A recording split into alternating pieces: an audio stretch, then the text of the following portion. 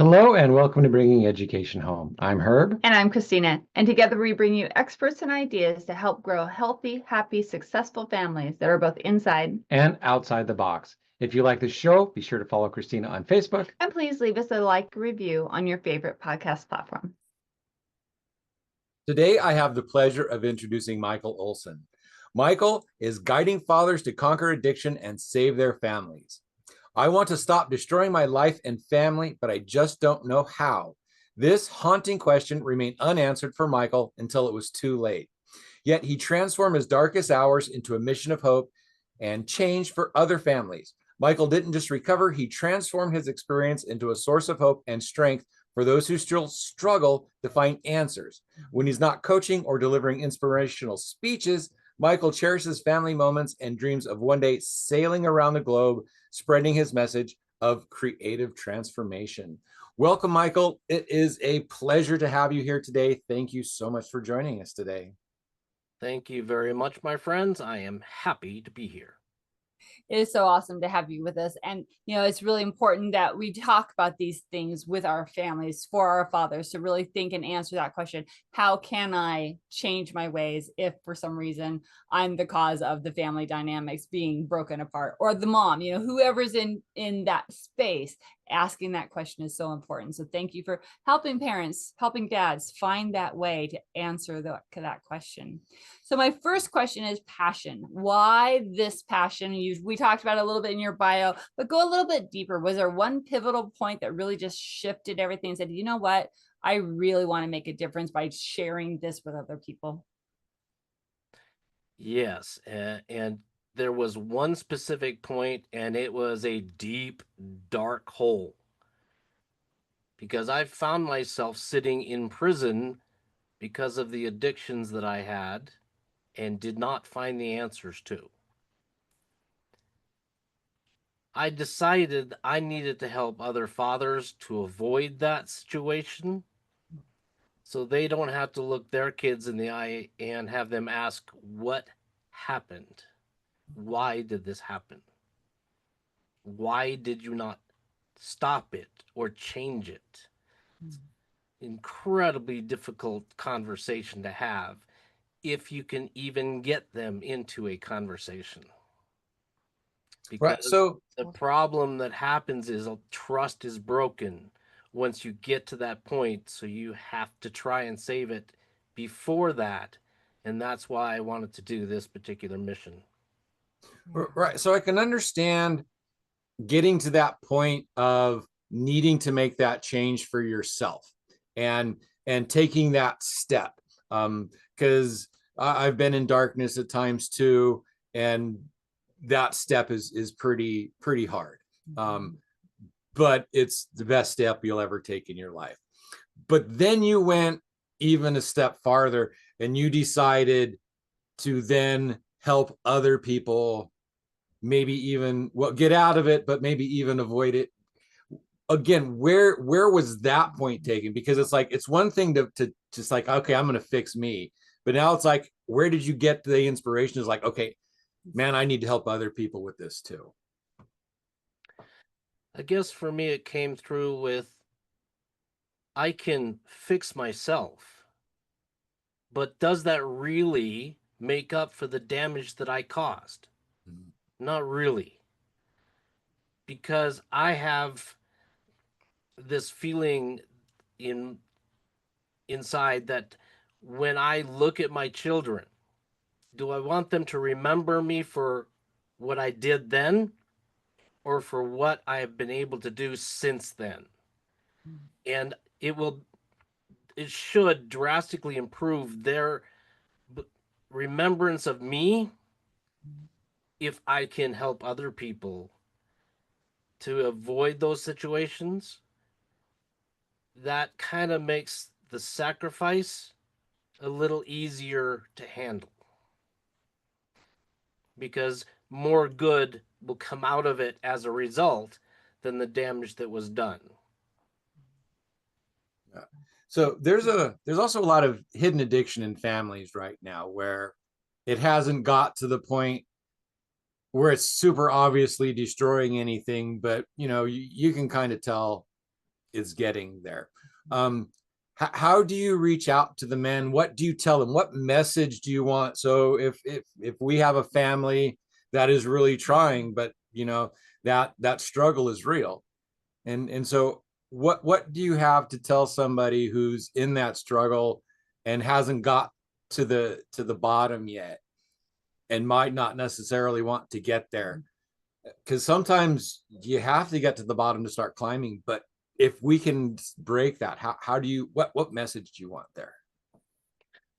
This is a lot of the struggle of what I'm trying to do is we men have this issue where we want to handle it ourselves. We don't want to reach out and ask for help. We don't want to admit to having a problem or looking weak. So how do you reach out and inspire people to begin the change? Because as you were talking about, don't wait until you hit the bottom. Well, the bottom is wherever you decide to establish it. So if you can look at yourself today and say, I can feel inside that something is not right, I'm going to change it today. And as you start that process, you can establish the bottom as being something nowhere near as deep and dark as what other people have waited until they get to. And one of the things I have to talk about is, okay, you have a feeling that something's not right. Great. Let's have a conversation, find out what those are. And then those of us that have experience with it can say, here are the danger signs. Here's what you're experiencing. Let's have that conversation. And that's why I have the business that I have, and I have books, free books that I can offer, which talk about those issues, and even a free community where you can get in and start talking to other people about it. The primary thing is avoid the isolation that addiction creates and get into what I call brotherhood and talk with other people who may be going through it that will not judge you because they've gone through it too. Yeah, I love that. And that, you know, that community, that support is so important. In our work that we do, we work with homeschool families and families who feel isolated because, oh, well, we're not quote unquote the normal, right? We're not in the public schools and things like that. And that same kind of thing, those families need support and they need encouragement. And exactly when you're trying something new or you're trying something different than what you've been doing your whole life or what maybe your parents modeled for you, right?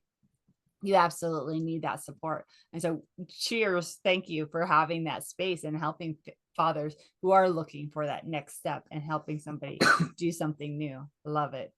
Yeah. And one of the great things about starting that is you can learn the process for getting yourself out of it, and you can teach your children how to avoid getting into it.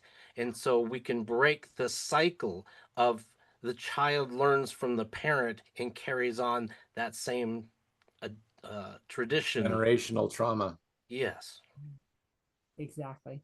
Yeah. And that's part, you know, like you were saying, is that it's that role modeling, is that doing something different so they can see that difference. Yeah. So, you know, jumping back to your story a little bit, have you been able to make amends with your children a little bit? How did that go? And, you know, let us know if it's not quite the right time to talk about it yet, but yeah. I'm happy to talk about any of it because people need to understand things are never perfect. You're always working to improve. I have made improvements with my children. Is it where I'd want it to be? Not yet, but I'm going to continue to work on it and make improvements in it. And that's enough for me, is that progress is being made. I love that. Yeah, exactly. It's every new endeavor, right? Is it always where you want it to be? Not quite, but yeah, the dedication of you wanting to get it there and move forward. And hopefully, you know, your children are seeing that as well. It's like, Dad is changing. He has done some things that are different and he does want something different. Yeah. So I'm going to give you a little bit of my story here. I hurt my head. So I was in corporate America. I got into entrepreneurship. I started my own business. I was becoming successful, and I had been hurting my head, and I didn't realize how bad. And then I had a really bad crash that kind of complicated everything, and my life really fell apart. And I went really dark as well. What helped me through that was actually an addiction and an alcoholism recovery, along with psychedelic integration program. So I went through a coaching program called Being True to You. And that brought me over that edge. Brain damage is a little bit different than addiction. The similarities are incredible and fascinating. But there's certain things that it's like, okay, if you stop taking the drugs, your brain goes back into cohesion a little easier than mine is. So my recovery is still going on years now. So I understand that darkness. I understand the recovery.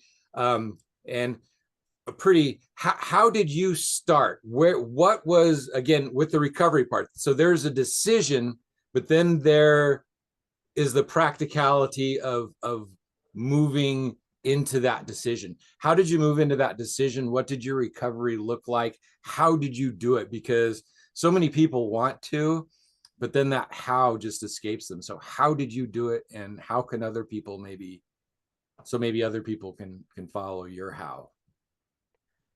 The first step before anything else can happen is you have to recognize that you are who you are because of every choice that you've made. It's not anyone else's fault. Doesn't matter what happened to you. You assign what it means mentally. You assign, why did I make the decision to continue doing what I did? When you can take complete responsibility for where you are in your life, no matter where it is,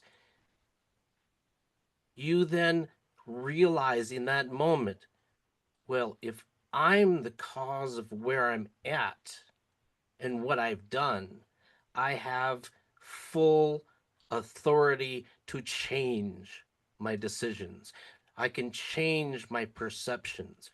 I can even change my character to match with how I want to be in the future. So that first thing, recognition of your power over everything. Love it. Yes. And that's, it's something to model by speaking about it with your children, right? As you're making that decision, age appropriately talk about it. I don't like how I feel when this happens, so I'm going to work really hard to change and do something different. Or I don't like how I feel when I'm not with you, so I'm going to change and do something different so I can feel better about being with you and supporting me. So yeah, that role modeling and that making that decision and helping your children understand, super, super important. Yeah. Right. So with me, I was sitting in prison. I had committed a crime to get there, but I'd also been convicted of a crime I didn't commit because I put myself in the situation to be blamed for something I didn't commit. So even that transition, yep, it's all my fault. Because of my choices to be in that situation, that happened. So all of a sudden, this anger, this bitterness I had inside went away. And then I could start the process of creatively improving my life.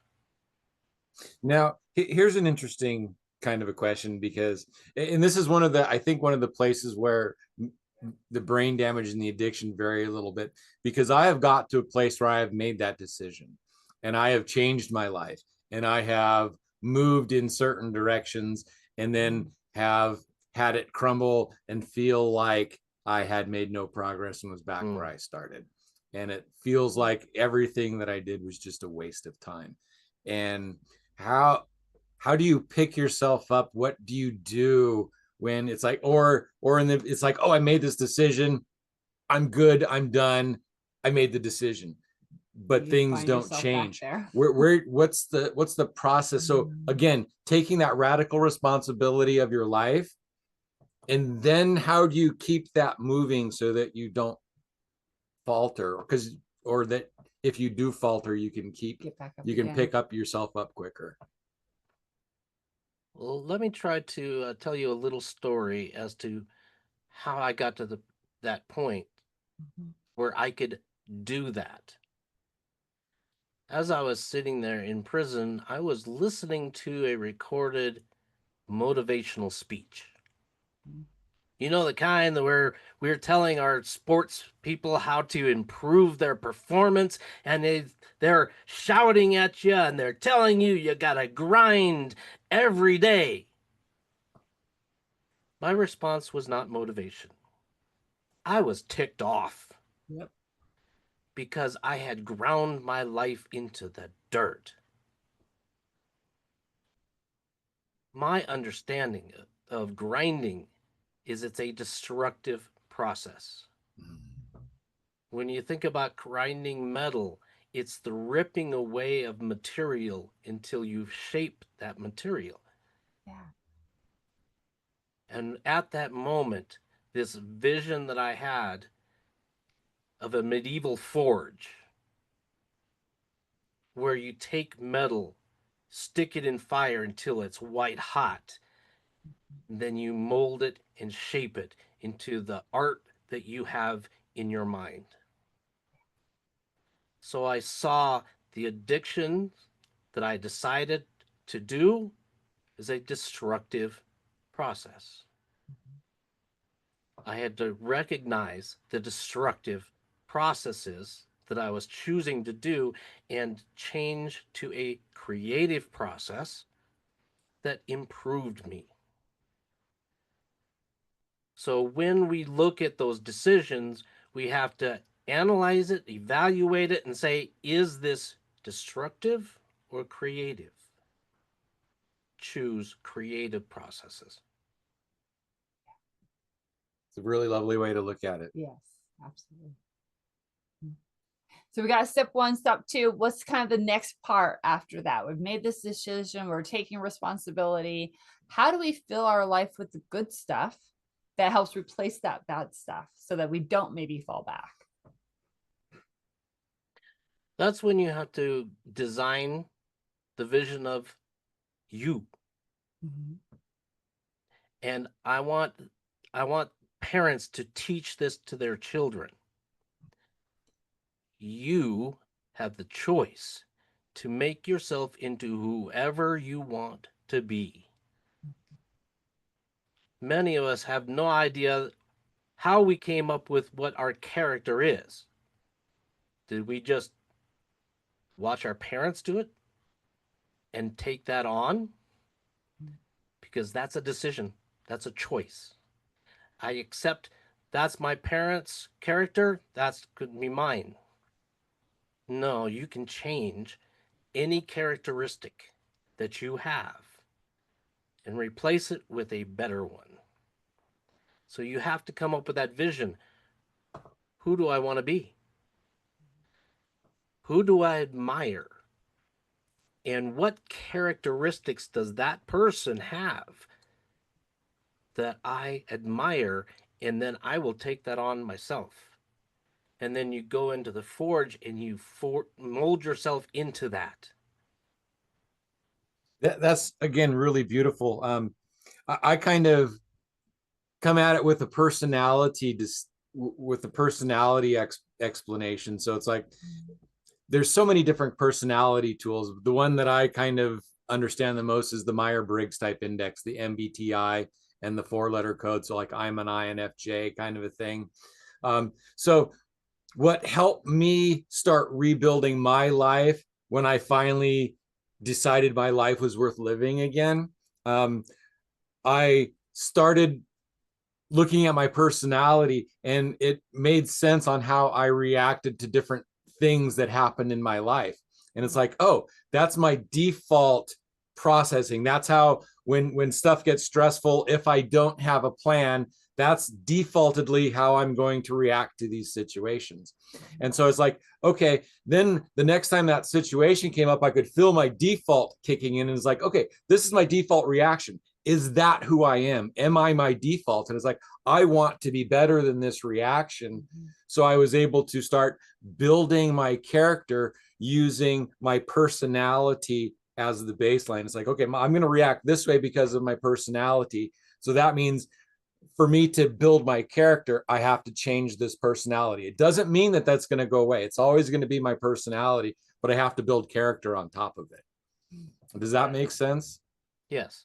And one of the things that I discovered as I was developing my process, how do you do that? Because when you're thinking consciously, you're using the part of your brain where you're making decisions through mental exercise. But our reactions come from the subconscious mind, where all those characteristics live within us. So when we decide, I want to change my personality, I want to change my character, you have to secure it into the subconscious mind, where your beliefs and your identity live, so that your responses are different. Yeah, and you got to do it Because really small. your conscious mental images are different than often what your subconscious mind is. You've got to get them aligned.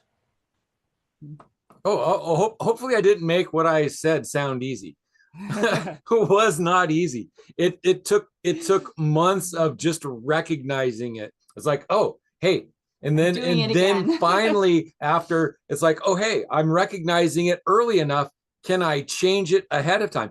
It's not a simple thing to change your person or to change your character. Yeah. It is work. Very difficult work. And that's, when people talk about the work you have to do on yourself, that's what they're talking about. It's these little tiny changes that take months and months to make. Right. But there are some supporting factors that can help you in that process. And one of them that we get down to is your environment. Absolutely. You get people around you that support the environment that you want to have, that supports the character and the beliefs that you want. That helps you in the process of reminding you and reprogramming that mind, that subconscious mind, to be able to do it. Case in point, when I got out of prison, I was 53 years old. The state gave me $265 and a don't come back now. I had no job, no career. I had no wife and family to go home to. My mother and my sister lived in other states. The state offered me to stay at a halfway house, but that put me right back in with the people that were in the addiction cycle. Yeah. So the conscious decision I made is I would live on the street for a year. But I also, on a weekly basis, I went to a group, a Toastmasters group, where people were learning how to improve themselves every single week. And being around those people and not around the people that were continuing to use made a huge difference in my being able to stay away from those things and move towards the things that I wanted to do. Yeah. Kudos. And Good job. meeting with those people in person seriously is the best way. But if you can't meet with the people in person, then there are online groups. Yep. And some of my most heartfelt mentors that have helped me the most, I have never met them in my life. I've watched videos, I've read their books, I've got into their message. And again, it was about that self-improvement, about more to life, about greater purpose. And Yes, so that's why I offer online courses, online coaching, the community that you can go to online and be a part of is giving you an ability to surround yourself with people that are going to encourage you, support you, help you through it. yeah, I turned my corner probably about 4 years ago, and I joined that community of coaches in being true to you, that the psychospiritual and addiction recovery coaches. And to this day, I am at meetings with them almost weekly. And it's not about me, and it's just being in that group and continuing to be around those people and working with them helps me settle and creates a space for me to continue to be okay. Because if I'm not around those people for too long, then the voices and the record loops and the spiraling and the blah blah blah nonsense starts going crazy, and the isolation like seems like it's a really good idea, and then it gets darker and quieter. And so even if it's not about me, and even if I don't say anything, I go to these meetings weekly just because it helps me understand that these other people are going through similar things, and I'm not alone. And even if nobody's exactly like me, I'm still not alone, because they're having the exact same problems from their point of view. And it keeps me alive and grounded in a very way. Yes, and this is important too. This is great for us as individuals, but it's just as important that our spouses, our children, our parents, our family members see us doing it, because it provides examples for other people. And you're going to be embarrassed. I'm embarrassed. It hurts. Sometimes when I'm out doing the things that I need to take care of myself, it's like it hurts how much I have to take care of myself where I didn't used to. But if I don't, then things get bad. And so that embarrassment sometimes tries to make me stop. Yes. So, got to be real with these people. It's gonna suck. It's gonna suck, but it's worth it. You have to be real. You have to be honest, because that's part of the transition that you're making. And it's the best example that you can give is when things don't go the way that you want them or expect them or anything like that, here is what you have to do to conquer it. And it may seem like it's very easy for me to have this conversation, but I've been having this conversation over a decade. Yeah. My talking about it is what's helping me get through it. Even 10 years later, helping other people with it. Even 10 years later, it's important. Yeah. Even 10 years later, just talking, it's like it settles, it helps. And for all those people out there who are embarrassed, who think they're alone, it's like finding out and being able to talk about it. It's embarrassing. It hurts. But now I can talk about it. Now Mykal talks about it, and we're trying to help out and reach out and help other people, because as much as you think it sucks right now and it's embarrassing, we got through that, and we're telling you it's worth it. And one of the things that you can recognize that you have a problem is if you're hiding it. It's one of the earmarks of having addiction issues or something else that's not going well, is if you hide it from people, it's something you have to address. Yeah. Yep. You gotta look at that inside. Yeah. We went to a wedding in Lake Tahoe, and that's when I realized I had a gambling problem. Because I kept everything I was doing. And as soon as the wedding was over, as soon as we were driving out of town, I looked at Christine and I was like, okay, I have a gambling problem, and I didn't tell you what happened this weekend, and I spent almost all of our money, and you're going to find out about it really soon. And I need to not do this again. So you need to watch me. So again, it was like, I didn't know I had one. And it was like, And I kept it Boom. secret, and it was like, oh, this is not good at all. Now, a few words about vibrant family education. How many entrepreneurs and business owners start out on this journey to make a better life for their family, only to find that it took so much more time and effort than they were expecting that they had even less time for their family? I know I did. At Vibrant Family Education, we want to help you reach your family goals while you're still building towards your business goals. We do this by bringing you the third leg of the stool to keep your family upright, family education development. By bringing your children's education home, you will be able to model your work ethic and family values as you overcome obstacles and challenges to build your business. Instead of learning facts to pass tests, your children can be watching and seeing the dedication it takes to build your business and the legacy you want to create for their future.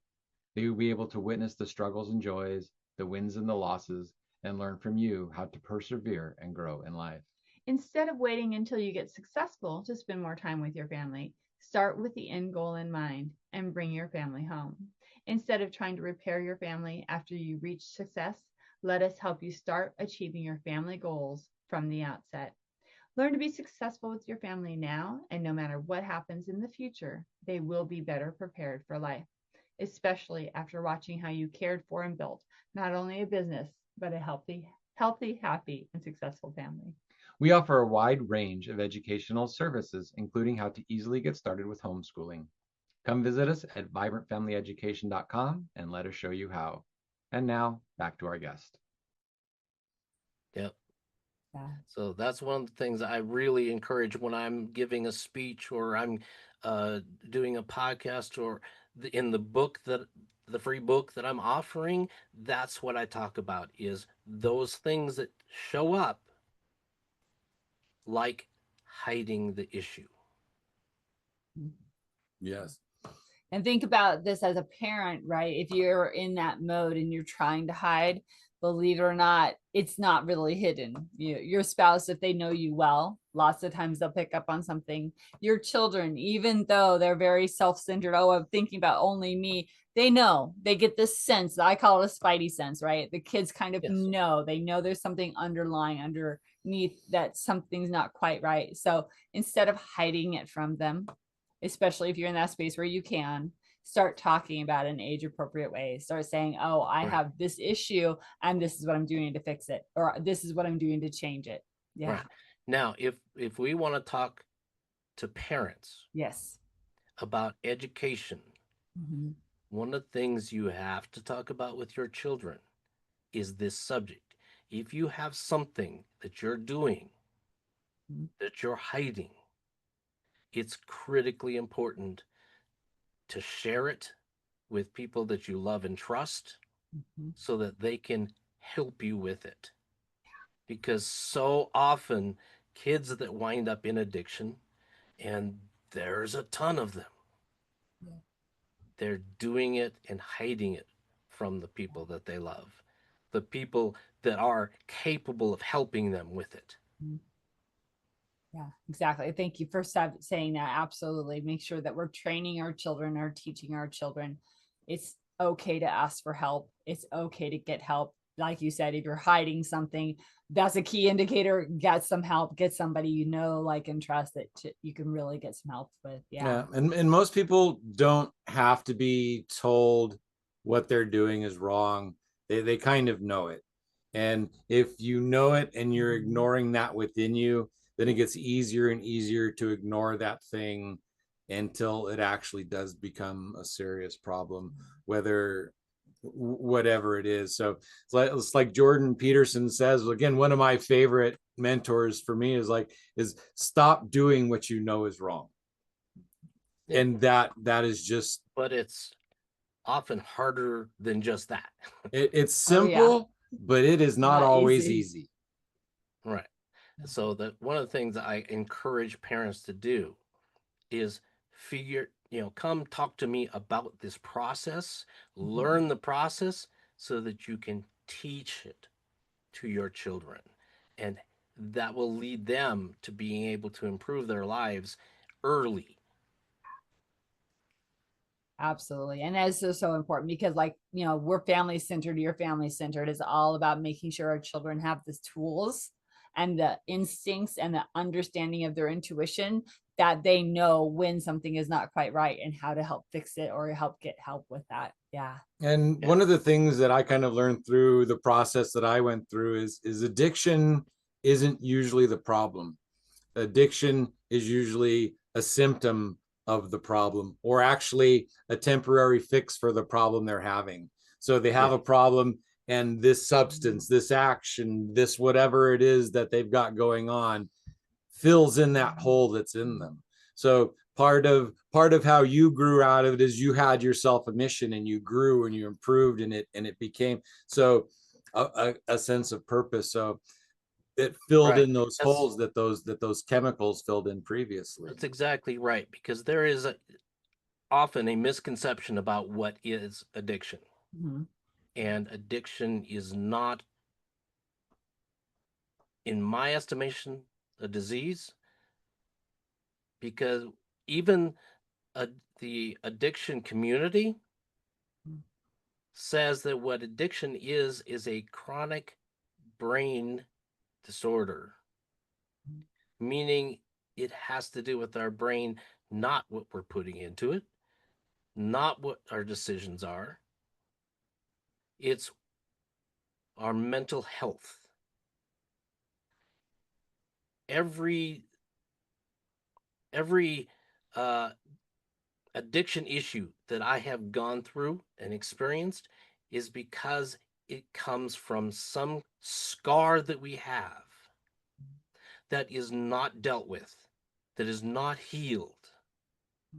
And what we do is do addictive things to medicate ourselves. Even if it's an action, the action creates a different brain chemistry that helps us cope with it, but doesn't heal it, doesn't solve the problem. We're just self-medicating because we don't know how to overcome it.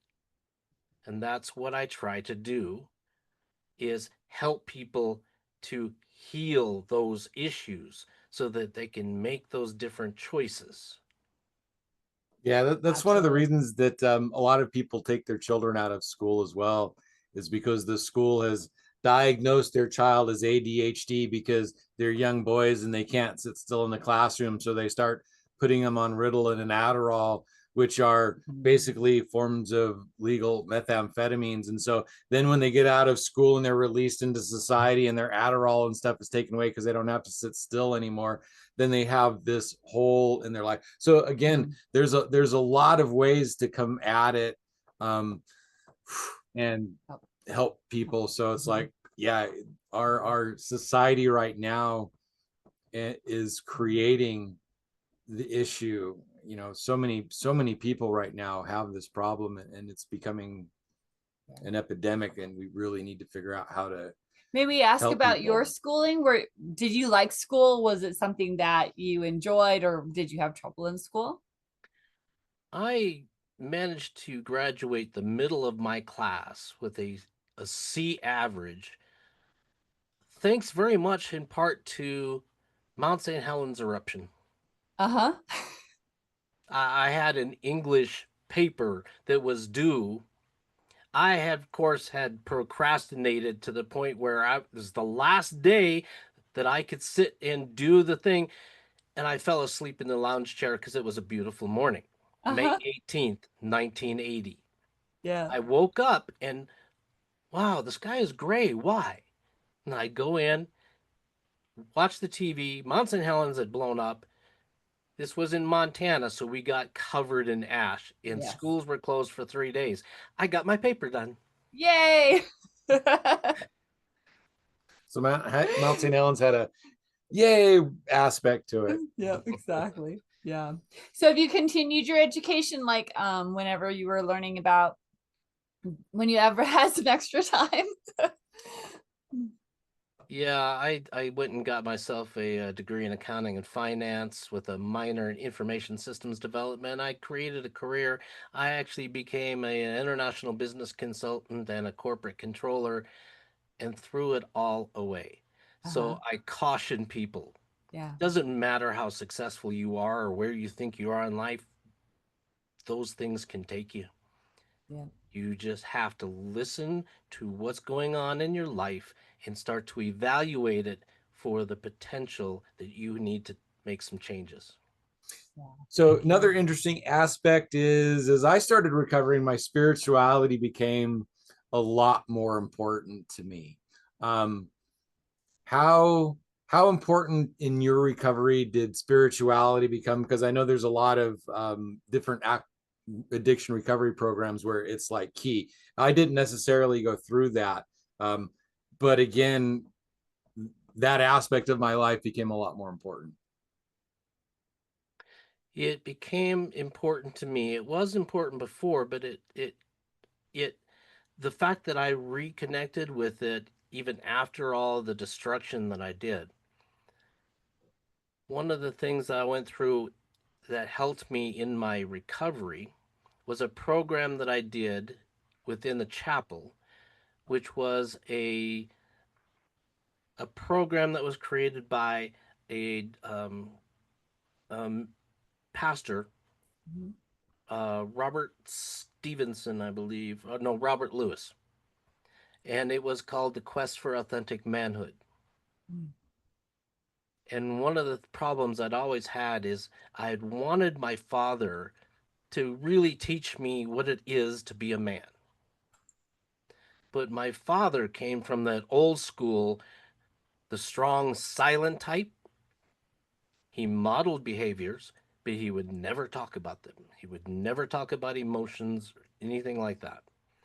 So this program helped me to deal with the fact that I desperately wanted that and never got it. And so I kind of had this relationship with him that was not as pleasant as I would have liked. But a lot of it was Bible teachings that said, here's what the basis is for being a good, authentic man. What I did with that is there was a chart in there that showed 4 different parts of what it is to be a man. I took that and I ran with it because it was like a simple chart. 4 sections. You had to have the judgment relationship. You had to have the go out and earn aspect. You had the where you have to study and seek truth in one part, and then your relationships in the other. I created this chart that has everything in it that you can possibly encounter. And your character is shown in each one of those parts. And in the very center, if you balance it properly, that is where wisdom lives. So your goal is to go find those characteristics and balance it so that you can have wisdom. Because I had never thought that I would be wise. All of my report cards growing up said, does not use time wisely.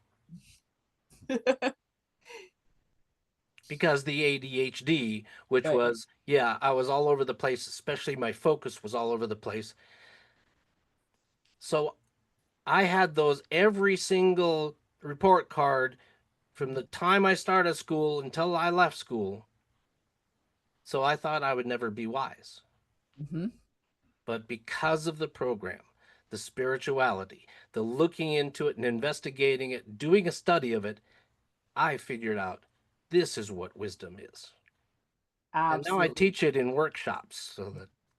Oh, yeah, that's awesome. A lot of people exchange intelligence for wisdom, and they're not the same thing.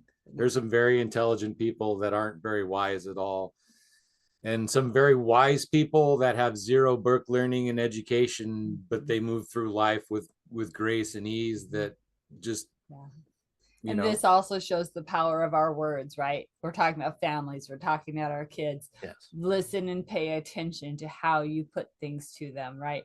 how you say things, how you phrase things, because they'll hear it. And if they heard it the wrong way, that's what they're gonna keep. I'm never gonna be wise. I'm never gonna be smart. I'll never understand math, etc. Just because of something that was said.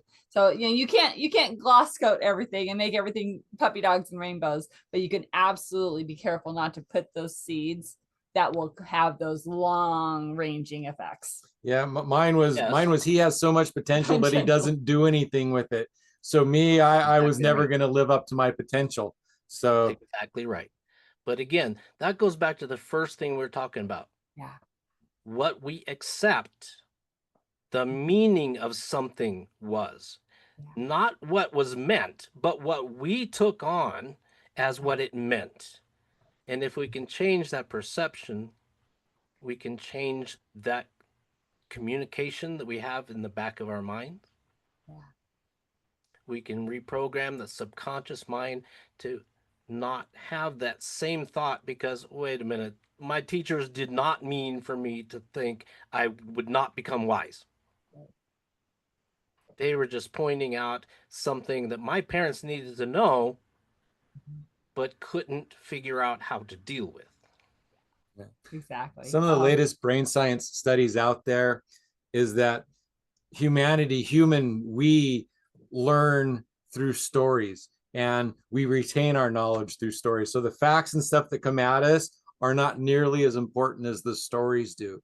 So the stories that we tell ourselves about ourselves, the stories that we hear about ourselves, are so much more impactful than the actual facts about us. If we hear it in a story, the way it lands is so much more important. So the stories that you hear about yourself, that you're telling yourself, that you hear other people saying, it's like, that is so very important. So first you have to change your own story. Yes, and your vision that comes from it, because your subconscious mind takes everything into visions. It's a movie that we record in our subconscious mind, which is why things like what I got back there, that vision board, that's something I look at every day so I can change what my perception of the vision I will be. Yeah. Because I'm putting that into my subconscious mind every day. Yeah. And that story that we're sharing, thank you. That's why we do this podcast, is share these inspiring stories, to share these ideas that parents can take and then put into their family lives and really help them grow and help their children be happy, healthy, and successful. So Mykal, this has been a wonderful conversation. Thank you for sharing your story. Thank you for being vulnerable with us, because it's not easy to sit here and share the ups and downs of your life and things like that. So I really appreciate all of that. Yes, thank you for being here. So many people, when they hit that wall and they climb out of that hole, they're just so happy to be out that they just keep silent. But you, excuse me, you, wow, not only crawled out, but you helped shining the light. You're reaching out and pulling people out of it with you. And that is such a rare trait, to be sent down into the depths of that darkness, and not only to climb out, but to start pulling other people with you. That's the classic hero journey. And you, my friend, are a hero. You went out and you fought your dragon, and you came home successfully to the village, and you're sharing your story and helping people. So thank you for being here. Thank you for what you do. It's so important, especially nowadays with the addictions out there just running rampant. So thank you for being here. Yeah, thank you. And I hope to be able to help other fathers become the heroes for their family. And in that spirit, would you please share your information? Make sure the fathers know how to get a hold of you so that they can get the help that they need. Well, the website they can reach to take a look at it is thelifeforge.com. If you want a free ebook that's designed to help you look at some questions, get some answers, bust those myths, would be thelifeforge.com/free book. And that can help you in the process. But if you just want to start having a conversation, send me an email, support@thelifeforge.com, and we'll start a conversation. And we see if you can help you and your family going into the future. Absolutely love it. And all of that information will be in the show notes. So don't worry if you didn't quite get it. Hopefully you wrote it down, but if not, check the links below and you will be able to get a hold of Mykal. Again, Mykal, thank you so much for being here today. Was there anything that we didn't get to that you really wanted to put out there today? No, I think we had a great conversation, and who knows, maybe we can have some more conversations in the future. For instance, I want to do a summit sometime later this fall that is specifically designed for having a bunch of speakers come talk to fathers to help them with other things besides what I talk about. Excellent. We will make sure we look for that. And because this is an evergreen, the podcast is always here. Whenever you get that information, send it over and we can add it to all the show links and stuff down below. All right, Mykal, thank you again so much for being here. We appreciate you and your time. And audience, you know what to do. It's time to share, like, subscribe, all of that good stuff. And make sure that you share, because guess what? There are families out there who need exactly what Mykal was saying today. There are families out there who are looking for that little gold nugget that we've dropped today that will change their life for their family and for their children. Yeah, this might not necessarily be a gold nugget today, but a parachute for somebody who is in desperate need of help and just and isn't to the point of showing it yet. So share this, get the help out there. You know, it's sometimes it's invisible and you don't know who actually needs to hear this. So all right, Yeah, everybody. and if you share it with people that you don't think need it, you'll be surprised how many secretly need it. Awesome piece of wisdom right there. Thank you so much. All right, audience, bye for now. have a great day. Thank you. Hello and welcome to Bringing Education Home. I'm Herb. And I'm Christina. And together we bring you experts